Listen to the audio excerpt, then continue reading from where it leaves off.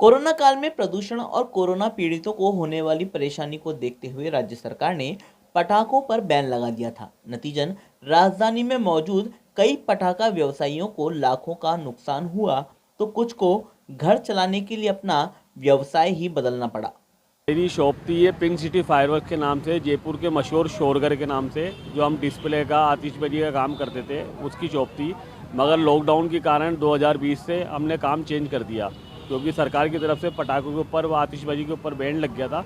इस चक्कर में रोजी रोजगार, बच्चों को पालने के लिए कुछ तो काम चाहिए था, तो इसके लिए हमने ये वाला काम कर लिया। हालांकि व्यापारियों के विरोध के बाद पटाखों पर से प्रतिबंध तो हटाया, लेकिन सिर्फ ग्रीन पटाखों को ही अनुमति दी गई है और आतिशबाजी का समय भी रात 8 बजे से 10 बजे तक ही निर्धारित किया गया है। व्यापारियों की माने तो राज्य सरकार ने बैन हटाने में काफी देरी कर दी है। जो व्यापारी सीजनल पटाखों का बेचान करते हैं, उनसे प्रशासन ने लाइसेंस के लिए आवेदन ले लिया। ऐसे में इन व्यापारियों ने एडवांस पैसा देकर माल बुक करा लिया, लेकिन रोक लगने की वजह से उन्हें भारी नुकसान का सामना करना पड़ा है।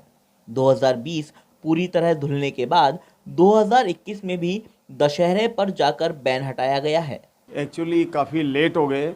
पहले सरकार ने सभी जो टेम्परेरी लेते हैं उनसे लाइसेंस का आवेदन ले लिया। उन लोगों ने हर वर्ष की बात इस वर्ष भी सोचा कि जब आवेदन ले लिया तो अपना माल मंगा लिया और बुक भी करा दिया और अपना पैसा एडवांस दे दिया और उसके बाद उसमें रोक लग गई। तो ये जो पीरियड था रोक लगने का, ये बहुत ही उन व्यापारियों के लिए, पटाखे व्यापारियों के लिए बड़ा नुकसानदायक रहा। इसी बीच में हमारा जो है दशहरे का त्यौहार चला गया। वहीं सीजनल पटाखों की दुकान लगाने वाले आवेदकों को अब तक लाइसेंस नहीं मिल पाया है। ऐसे में फिलहाल बच्चों के क्रैकर टॉय गन बेचकर वो अपना काम चला रहे हैं। ये जब तक टेम्परेरी वाले लाइसेंस नहीं मिलेंगे, जब तक कारोबार चलेगा नहीं।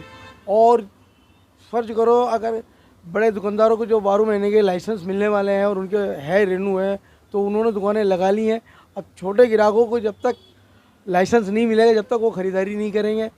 उधर मूल पटाखा व्यापारियों ने बताया कि अब दीपावली को महज 15 दिन शेष हैं और इन 15 दिनों में 2020 और 2021 में अब तक हुए आर्थिक नुकसान की भरपाई होना असंभव है।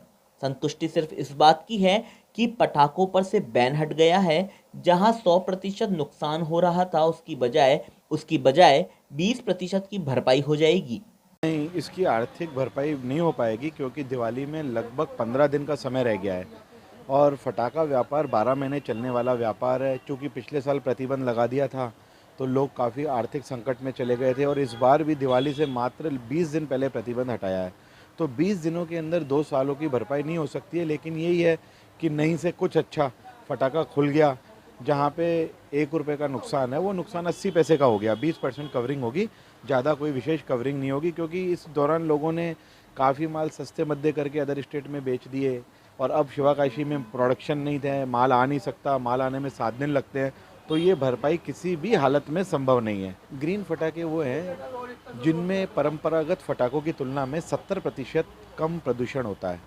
ग्रीन फटाखे बनाने का जो फार्मूला है वो कंपनियों को नीरी द्वारा दिया जाता है। नीरी जो है एक संस्थान है जिसका उद्देश्य प्रदूषण को रोकना है। बढ़ते हुए प्रदूषण को नियंत्रित करने के लिए नीरी समय समय पर नए प्रयोग करती है।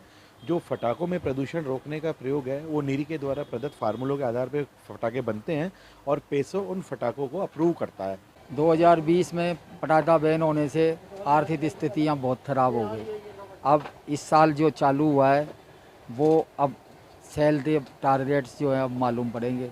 दशहरे पे बिक्री होती है, लेकिन दशहरे पे इस बार बैन होने से रावण दहन हुआ ही नहीं, इस वजह से वो थोड़ी सेल थी। ग्रीन पटाखे ही बेच रहे हैं, ग्रीन पटाखे ही हैं, आज़ाद फायरवर्क्स से वही बेच रहे हैं। राजस्थान में पटाखों पर बैन होने के चलते व्यापारियों ने अपना माल दूसरे राज्यों में काफी कम दामों पर बेचा है और अब शिवाकाशी से माल आ नहीं सकता और प्रशासन की गाइडलाइन के अनुसार महज ग्रीन पटाखे ही बेचे जाने हैं।